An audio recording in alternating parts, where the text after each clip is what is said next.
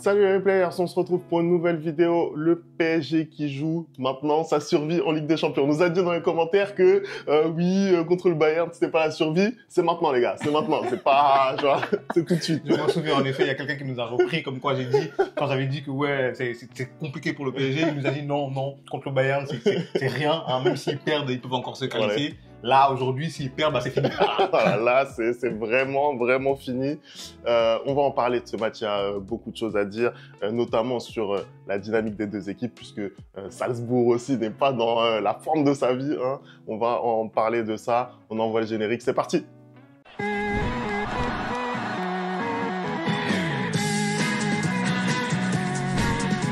Allez, on commence tout de suite cet avant-match. On l'a dit, Anderson, c'est un match vraiment prépondérant.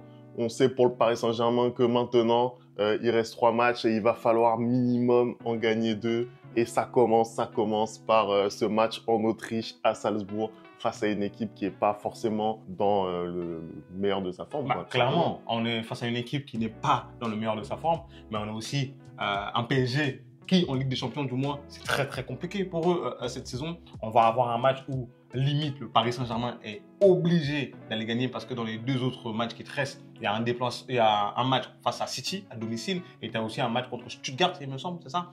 Donc, limite, là, le match contre Salzbourg, c'est limite le plus facile des 3 et tu as l'obligation, Femi, aujourd'hui, si tu veux du moins te relancer dans cette Ligue des Champions, de gagner ce match-là. Hein, t'as pas le choix. Tu es 25e aujourd'hui au classement. Hein, et même si tu gagnes tes 3 matchs, le top 8 semble même inaccessible, tu vois. Donc pour moi, aujourd'hui, pour minimum bien te classer et bien te relancer, peut-être être parmi les premiers des 24 des équipes qui vont passer les barrages, pour avoir une équipe un peu plus facile, tu es obligé aujourd'hui de gagner face à Salzbourg. Mais ça risque d'être compliqué parce que quand on voit les résultats qu'affiche le Paris Saint-Germain en Ligue des Champions, bah, c'est inquiétant. Voilà. Non, c'est vrai que c'est extrêmement inquiétant et tu parles de la Ligue des Champions, mais ce qu'on voit en Ligue 1 depuis quelques matchs, ça commence à devenir compliqué. Hein. On rappelle que ce PSG n'arrive pas à gagner depuis 3 matchs maintenant, qu'ils n'ont marqué qu'un but sur ces 3 matchs. Ça commence vraiment à devenir compliqué. On l'avait dit lors du débrief face à Auxerre. On pense qu'en Ligue 1, effectivement, le PSG, et à juste titre, marque beaucoup puisqu'ils étaient à 3 buts par match avant cette séquence-là qui est compliquée pour nous. Maintenant, on est dans le dur, il faut se le dire. Que ce soit en Ligue 1 ou en Ligue des Champions, on est vraiment dans le dur. Anderson, on va passer tout de suite aux compositions d'équipe. Avant ça, je vais quand même rappeler que au niveau des disponibilités côté PSG, tout le monde est quasi disponible, sauf Monsieur Ousmane Dembélé, bien sûr. Et tu vois ce que je t'avais dit la dernière fois, quand je t'ai dit que ce carton jaune, hein, et d'ailleurs même Luis Enrique lui a dit, lui a fait comprendre, je suis désolé, c'est totalement normal, c'est stupide. Hein, tu peux pas être un joueur de la trempe de Dembélé, avoir l'expérience que tu as et aller chercher ce carton jaune qui aujourd'hui pénalise ton équipe. Je suis désolé, hein, Ousmane Dembélé, on peut lui en vouloir comme pas possible par rapport à ses ratés, mais Ousmane Dembélé dans ce type de match-là, ça doit être un joueur clé. Ça doit être le joueur qui te fait limite basculer la rencontre. Aujourd'hui, il n'est pas là. Qu'est-ce que tu vas faire? Donc, c'était stupide de sa part. En fait, des cartons jaunes stupides comme ça, moi je peux pas. C'est les mêmes reproches que j'ai à Vinicius au Real souvent quand il prend des cartons jaunes débiles. Tu dois savoir te contenir. Aujourd'hui, tu mets ton équipe dans la panade. Voilà. Non, clairement. On voit maintenant les conséquences de ces actes. Ces petits jeux de regard avec l'arbitre qui sont inutiles, tu les payes aujourd'hui. Donc je disais effectivement, Ousmane Dembélé suspendu pour ce match. Pour le reste, on a quasiment tout le monde de dispo dans le groupe. On a même le retour dans le groupe de Monsieur Lucas Hernandez qui s'était blessé, on s'en rappelle, face à Dortmund en demi-finale de la Ligue des Champions l'année dernière. Il va faire son retour dans le groupe, bien sûr. Je pense qu'il va pas jouer, mais bon, on va le signaler puisque Gonzalo Ramos, il a fait son retour dans le groupe. Et qu'est-ce que nous a fait Luis Enrique? Il était... bon, après toi-même, ici, dans ce septième, tu m'as dit que ça fait des moments et des mois que Gonzalo Ramos s'entraîne à haute intensité, donc c'était peut-être un peu plus normal qu'il rentre directement. Bien sûr.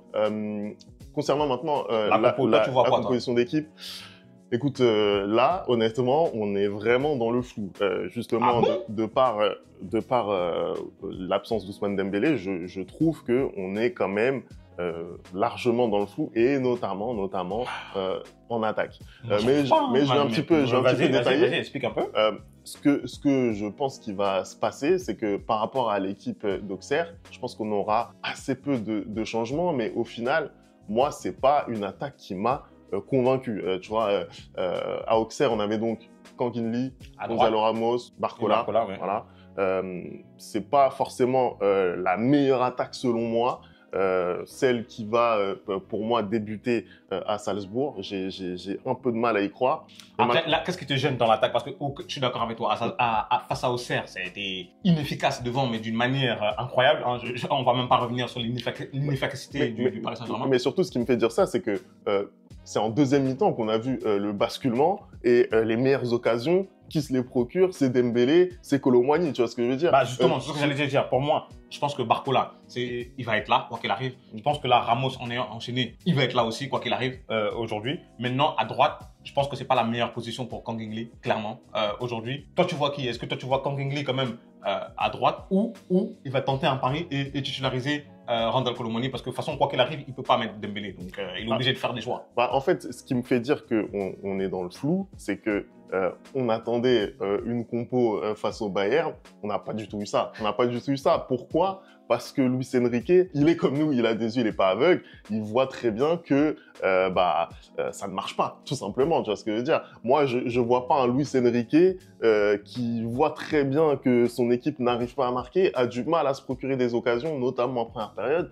Je ne vois pas reconduire l'équipe comme ça, comme si de rien n'était. Tu vois ce que je veux dire? C'est ça qui me fait dire il a que... pas le choix, Femi. C'est ça le problème aussi. C'est pour ça que pour moi, j'ai limite l'impression que quand tu me dis qu'on est dans le flou, bah, je suis pas trop d'accord parce que justement, aujourd'hui, en fait, l'absence d'Ousmane Dembélé ne lui laisse pas énormément de choix. Et sachant que tu ne peux pas mettre Barcola sur le banc, tu ne peux pas, j'ai même l'impression que tu ne peux pas non plus mettre Gonzalo Ramos sur le banc, pardon.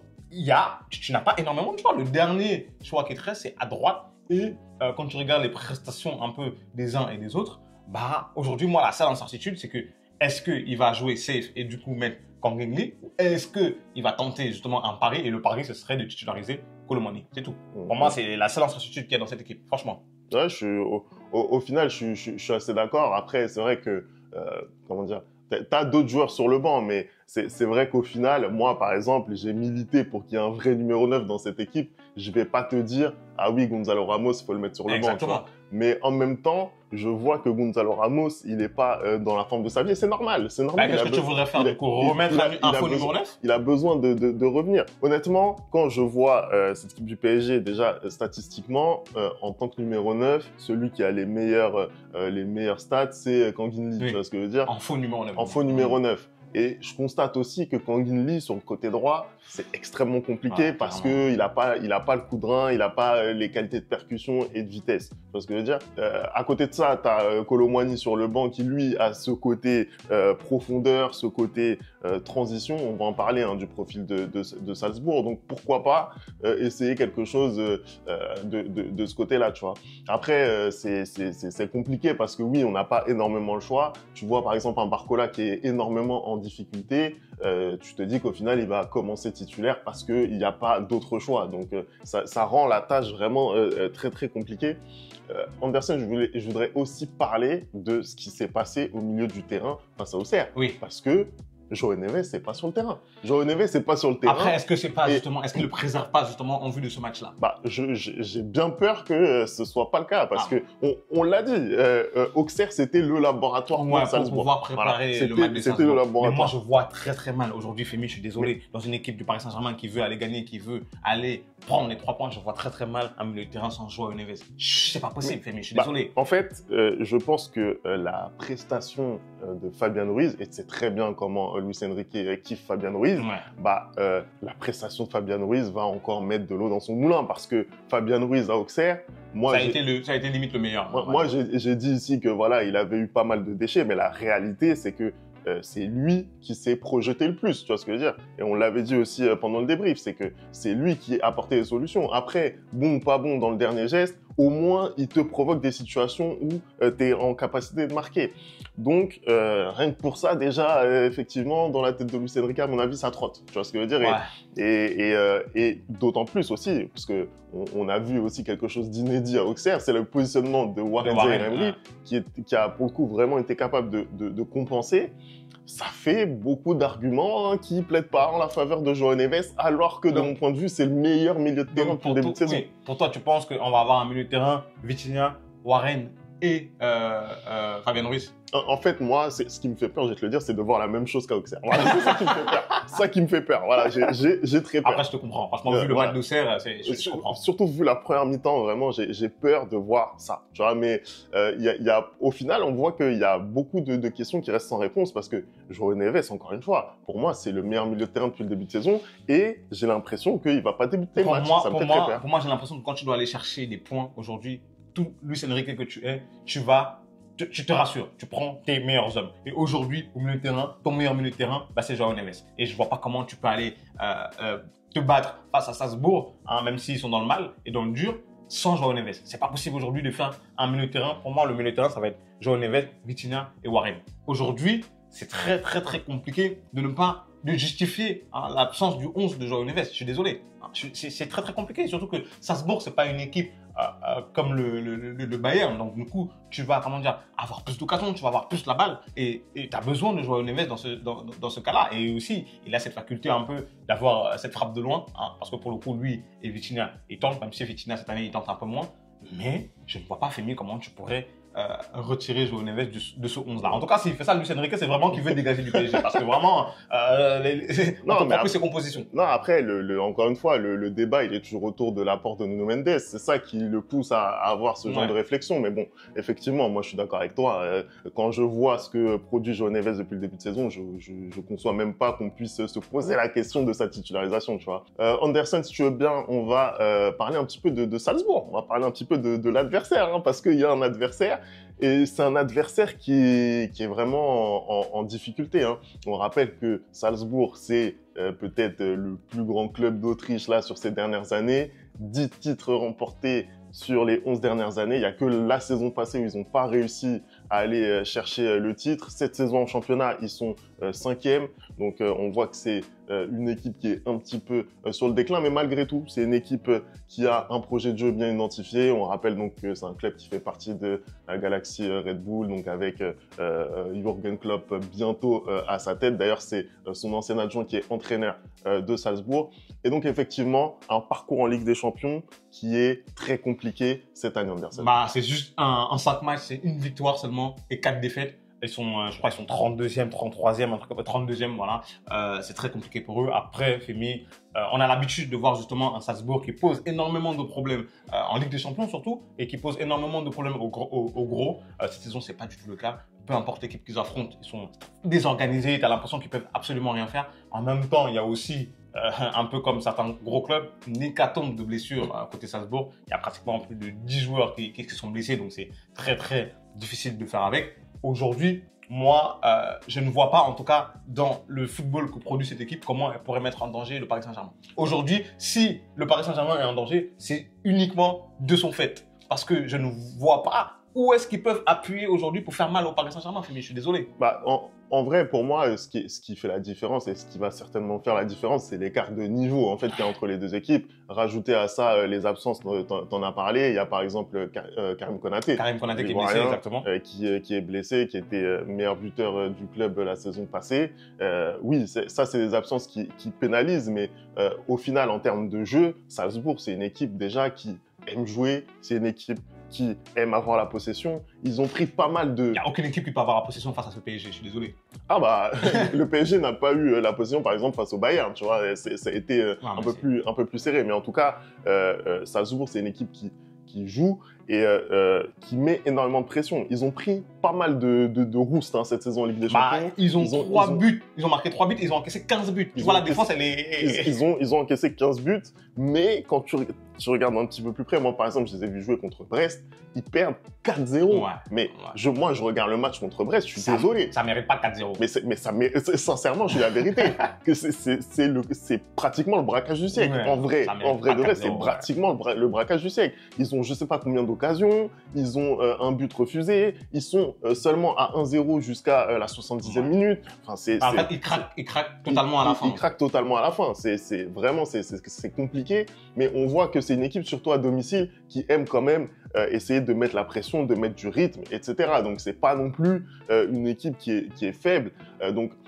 Voilà, je pense que par rapport à ce qu'on voit au niveau des résultats et ce qu'ils produisent réellement sur le terrain, je pense qu'il y a un petit écart. Après, c'est vrai que défensivement, c'est très compliqué. En fait. C'est vraiment très compliqué. Je pense que c'est drôle parce que du coup, pour eux, défensivement, c'est très compliqué, mais vous, offensivement, c'est très compliqué. C'est compliqué. Donc aujourd'hui, on a un match où soit Salzbourg, défensivement, ils arrivent à assurer, ou soit enfin, depuis le début de la saison, le Paris Saint-Germain est efficace en attaque. Et je pense que, comme tu l'as dit, Femi, en fait, l'écart de niveau fait que aujourd'hui, malgré le fait qu'il y a énormément de mots au Paris Saint-Germain, malgré le fait qu'il y a cette inefficacité maintenant qui court depuis énormément de matchs, même depuis pratiquement le début de la saison, je ne vois pas comment le Paris Saint-Germain va laisser cette occasion-là d'aller s'imposer et de se relancer dans cette Ligue des Champions. Aujourd'hui, qu'on critique Paris, qu'on aime Paris ou qu'on n'aime pas Paris, je suis désolé, ça ce sont ce genre de matchs que normalement ils doivent assurer. En fait, Paris a gâché son capital de matchs où ils font n'importe quoi. Parce que typiquement, un match contre le PSV, comme ça tu dois le gagner. Hein. Le match contre Girona, tu le gagnes, mais vas-y, laisse. En fait, il y a des matchs où ils n'auraient pas dû perdre. Il y a des matchs où ils n'auraient pas dû perdre, ils ont perdu. Et là, aujourd'hui, tu n'as plus le droit à l'erreur. Et quand tu n'as plus le droit à l'erreur et que tu es dos au mur, tu es obligé de sortir ton meilleur football. Après, je ne dis pas qu'ils vont sortir un match extraordinaire, mais je pense quand même qu'ils vont sortir un match assez suffisant pour pouvoir passer Salzbourg. Voilà. Anderson, on va passer aux clés du match et là, effectivement, c'est un petit peu... C'est juste évident. Hein. C'est juste évident. On va pas passer par quatre chemins. Il faut marquer pour le PSG, tout simplement. C'est l'efficacité. Aujourd'hui, je pense que même côté supporter parisien, on est globalement satisfait de ce qu'on voit dans le jeu. Tu vois ce que je veux dire? Il peut y en avoir qui se plaignent justement du fait qu'ils s'ennuient, justement parce qu'il n'y a pas de but. Mais je pense que c'est vraiment ce qui manque, côté parisien. C'est l'efficacité, et j'ai presque envie de dire l'efficacité dans les deux surfaces. Moi, c'est exactement ce que je t'ai dit. Hein, parce que même quand je regarde ce match contre Auxerre, il y en a plein que tu dis qui se plaignent, mais je suis désolé, à un moment donné, regardez le football aussi. Après, je comprends. Je ne suis pas supporter de Paris, donc ça pourrait me frustrer si je l'étais, mais je suis désolé, vous jouez bien. Le Paris Saint-Germain joue très très bien depuis le début de la saison. Hein. Il manque juste justement cette efficacité-là. Après, peut-être que Cristiano Ronaldo a raison, que le but c'est comme le ketchup, quand ça va arriver, ça vient d'un coup, tu vois. Et là, on va voir des 3-0, des 4-0, des 5-0. Mais dans le jeu, t'as pas grand-chose à reprocher à cette équipe-là. Aujourd'hui, il faut juste qu'elle arrive à être vraiment clinique, efficace devant, dans la surface adverse, et aussi dans sa surface, ne pas commettre énormément d'erreurs. Parce qu'aujourd'hui, un des points faibles de cette équipe, toujours, c'est les coups de pied arrêtés. Aujourd'hui, tu peux avoir une très bonne défense individuellement, mais les alignements, les gardiens, c'est pas très très sûr. Surtout quand c'est Donnarumma, les sorties aériennes, tu vois, les trucs comme ça, le jeu au pied. Donc, il faudra limiter au maximum les erreurs et devant une occasion, un but. C'est simple. Demi-occasion, but, comme il dit Thierry Henry. Parce que tu ne peux pas te permettre. C'est la Ligue des Champions. C'est la Ligue des Champions. Le temps n'a pas le temps pour le temps. Clairement, le temps n'a pas le temps pour le temps. Et oui, en attaque, il va vraiment falloir marquer. On rappelle, Kylian Mbappé, c'est le dernier attaquant parisien à avoir marqué un but avec le PSG en Ligue des Champions. Moi, je pense que je vais te proposer un accord. Moi, je vois que vous avez du mal sans Kylian. Vous avez du mal avec sans Kylian et nous, on a du mal avec Kylian. Donc, si tu veux bien. On avait du mal avec Kylian, donc vous pouvez le garder, ok? Vous pouvez le garder. Mais oui, effectivement, en attaque, c'est très compliqué. À part ce but de Warren sensationnel face à l'Atlético et la frappe de loin d'Achraf Hakimi pour égaliser face au PSV, on n'a rien vu. Ouais. On n'a rien vu. On n'a absolument rien vu. C'est terrible. Et donc là, il faut qu'on enclenche, j'ai envie de dire, notre début de saison en Ligue des Champions. Voilà, tout simplement, c'est ce qu'on a besoin de faire. Merci d'avoir regardé cette vidéo. T'as oublié, avant de finir, on est obligé de faire les pronos quand même, Femi. On est obligé de faire les pronos quand même. Vas-y, donne ton prono. Donne ton prono avant. T'es pressé de terminer la vidéo. Non, mais t'es pressé de laisser nos abonnés. Non, c'est terrible. Donne ton prono d'abord. My bad. Le prono, parce que bon, effectivement, il faut quand même qu'on s'impose, on est favori. Tu vois quoi, toi? Moi, 2-0 pour le Paris Saint-Germain, c'est simple. Clair, net et précis. Je ne veux pas aller par quatre chemins. Si demain soir, pardon, le Paris Saint-Germain ne s'impose pas à Strasbourg, faut arrêter le football en Ligue des Champions, les gars. Faut arrêter. Ça sert à rien de rêver même un jour de gagner la Ligue des Champions, voilà. Écoute, sur le prono, je suis vraiment pas optimiste. La vérité, je suis pas optimiste. Moi, je vais dire 2-1. Je vais dire 2-1 parce que malgré tout, je vois pas. Attends, 2-1 pour le Paris Saint-Germain. 2-1 pour le PSG, je vois. Malgré tout ce qu'on dit, j'ai du mal à les voir perdre. mais je suis vraiment pas confiant. Hein. J'ai l'impression qu'on va gagner vraiment ric-rac. Tu vois, c'est... Après, ric-rac ou pas ric-rac, gagner, c'est gagner. Hein. Ah, bien sûr, bien sûr. Je prendrai, hein. Clairement, vu ce qu'on fait depuis le début de saison, je prendrai. Bon, je pense que là, on a fait le tour. Là, on hein, a c'est fini. bon. Là, tu peux lancer la fin. Voilà. Allez, merci d'avoir regardé cette vidéo. On n'oublie pas hein, les bonnes habitudes. @le replay foot. Et on se retrouve très très vite pour une nouvelle vidéo. Ciao.